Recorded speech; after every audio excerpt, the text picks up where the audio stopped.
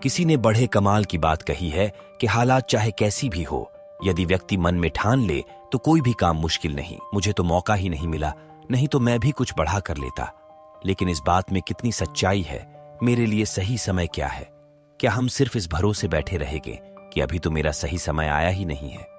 ये ठीक वैसा ही है जैसे कि आपने कोई पौधा तो लगा लिया लेकिन उसकी देखभाल ही नहीं की। आसान शब्दों में कहा जाए तो आपने सोच लिया कि मुझे यह करना है, वह करना है, लेकिन आप उसे ज्यादा महत्व ही नहीं देते। आप सोचते हैं कि अभी सही समय नहीं है और वह आइडिया वैसा ही रह जाता है, पौधा से पेड़ नहीं बन पाता। मौका हर जगह है, बस जरूरत है तो उस पर मेहनत करने की। जरूरी नहीं है कि एक आइडिया तभी बढ़ा हो जब वह नया हो। यदि पैसे कमाने के लिए पुराने आइडिया को भी तकनीक के साथ जोड़ा जाए तो हमें कुछ नया देखने को मिलता है। जब आप किसी आइडिया को तकनीक के साथ जोड़ देते हैं जिससे लोगों की मदद हो तो एक स्टार्टअप बनता है जिसे कामयाब बनाने के लिए कड़ी मेहनत लगती है।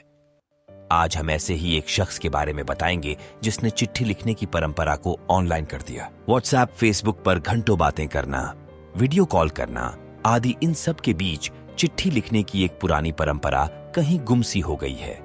वहीं अंकित, अनुभव और उसके दोस्तों ने हाथ से चिट्ठी लिखने का स्टार्टअप शुरू किया। इस स्टार्टअप में इनकी कंपनी पापा मम्मी, दादा दादी, प्रेमी प्रेमिका आदि सबके लिए हाथ से पत्र लिखती है।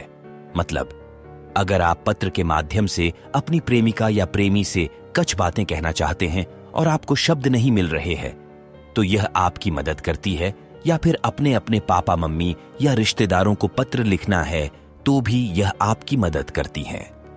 जाहिर सी बात है, जज्बात सबके पास होते हैं पर शब्द नहीं।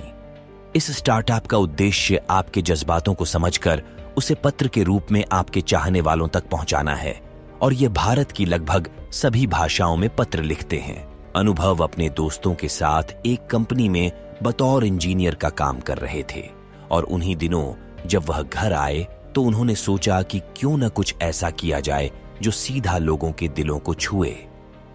जब वह छोटे थे तो चिट्ठियां लिखा करते थे और यह परंपरा किस तकनीक की दुनिया में कहीं खो सी गई थी, जिसे उन्होंने एक स्टार्टअप के रूप में ले लिया। हालांकि एक कारण यह भी रहा कि 2013 में एक हॉलीवुड फिल्म आई थी HER, जिसमें हीरो एक लेटर राइटर होता है और वह दूसरों के जज्बातों को समझकर उनके लिए चिट्ठियां लिखता है।